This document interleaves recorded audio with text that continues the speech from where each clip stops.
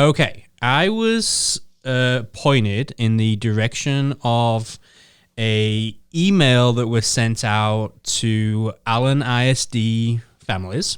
And now this. Shout out to my hand therapist, Abby, for pointing that out. Let's go, Abby. Go, Appreciate you, Abby. Abby. Appreciate it. If you need hand therapy, Athletico. Wow. Phenomenal. Hope you don't, but if you do, Abby's great. She's wonderful. Okay. The article, I'm going to read this, kind of the beginning part of this to you. And now this.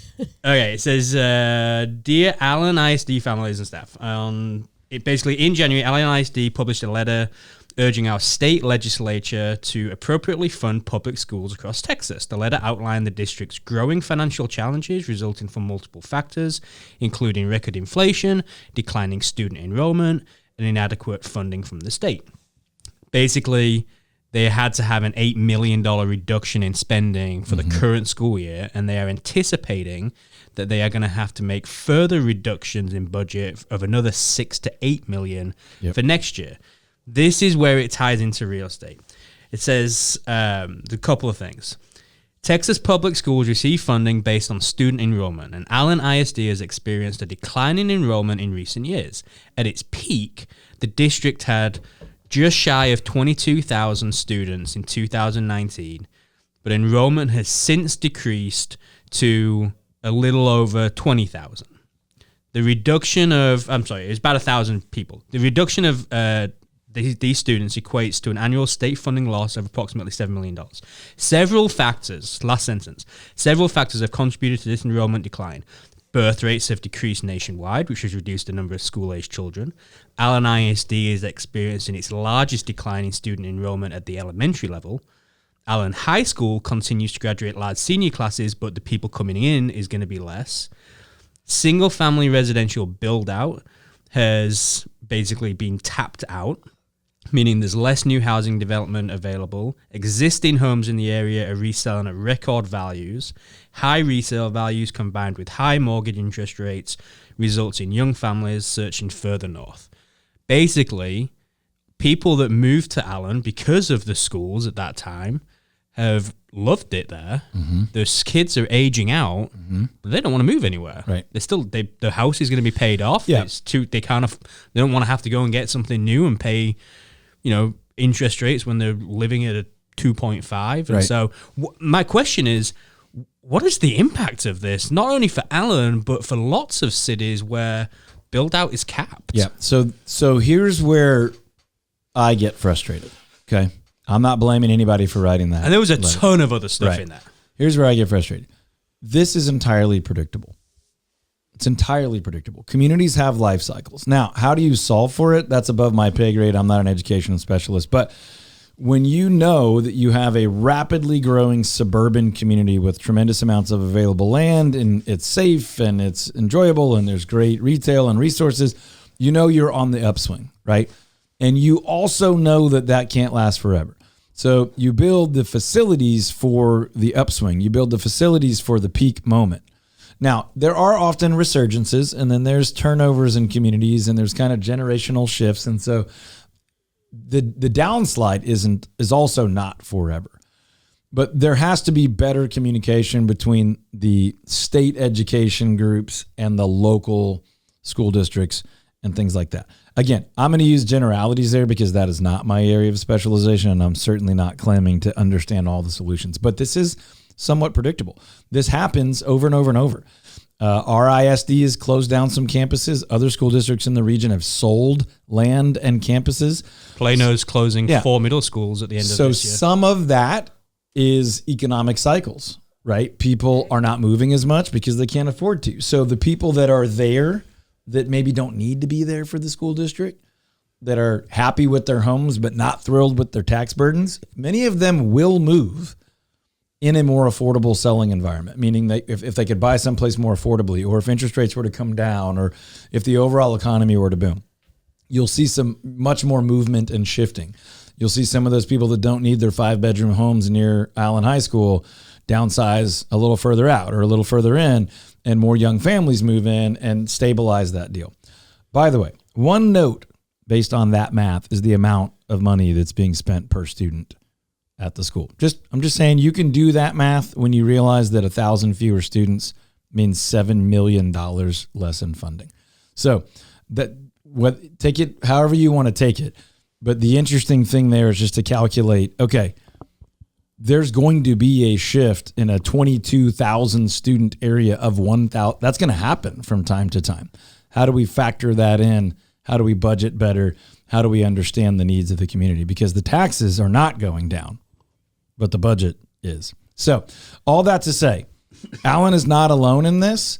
And most of what you said would be my gut response, even if the article hadn't communicated it, which is, right. Hey, there would normally be more movement in a different economic climate. But there's also the life cycle of the growth of a community in a school district and the stabilization and then sort of the pullback.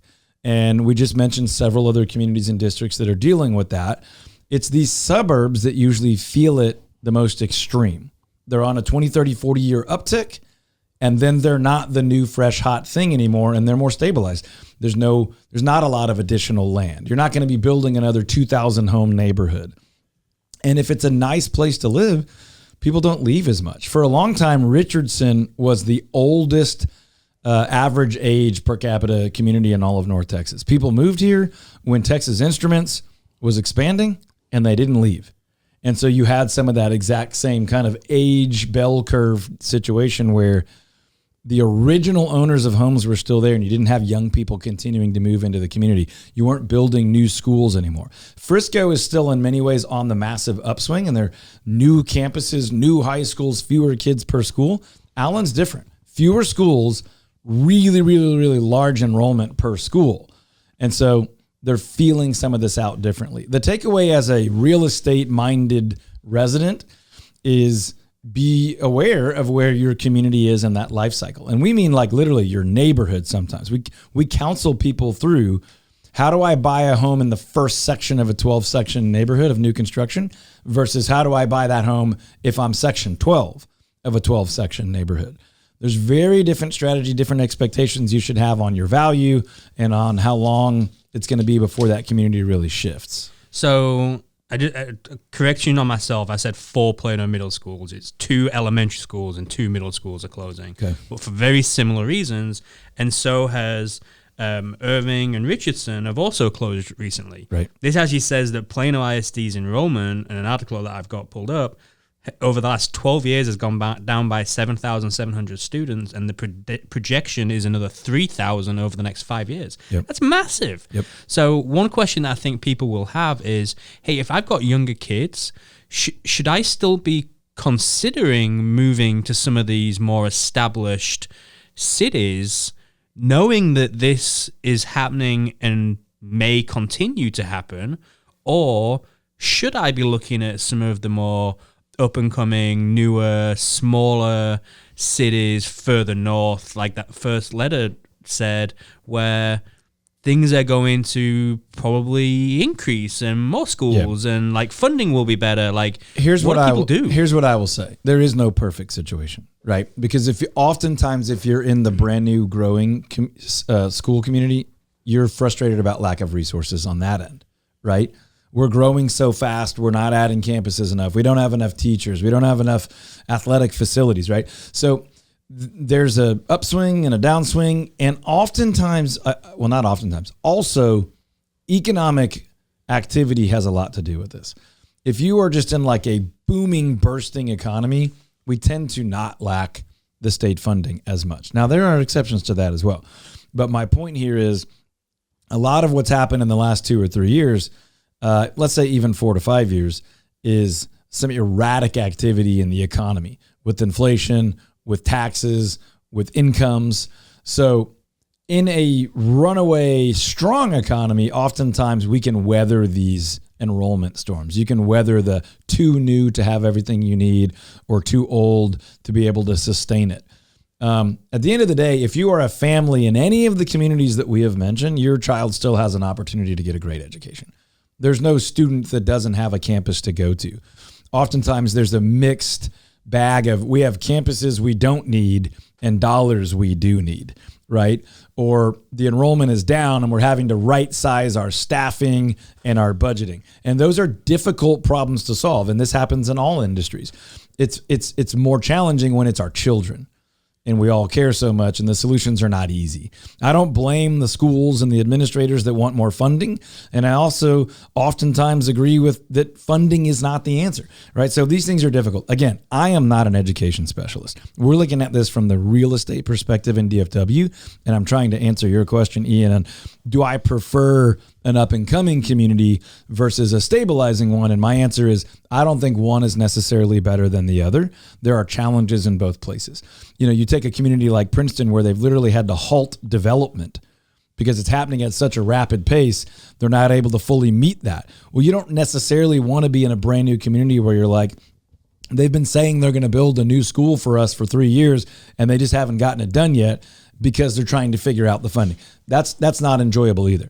So what I would say is if you're a student in one of these communities, a campus may be closing, but you are not lacking an education opportunity. You might have some challenges that someone else didn't, but there are always challenges.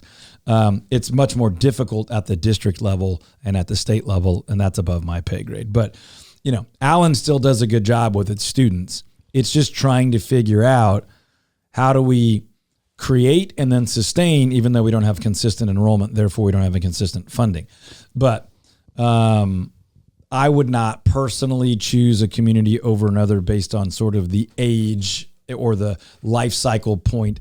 Now, there are a lot of other factors that I would say, hey, I don't like what's happening with the athletics program or the academics here, or I don't like the way how many kids are at per campus here. I prefer this other model of how many kids are at per. That's what we all do with preferences and what we want best for our family. Luckily in DFW, you have lots of choices.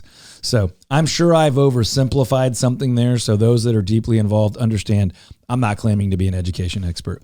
What I'm telling you from the real estate perspective is Allen, Richardson, Irving, Plano are all still wonderful places to own residential real estate. You may prefer one over the other for your educational needs and your desires.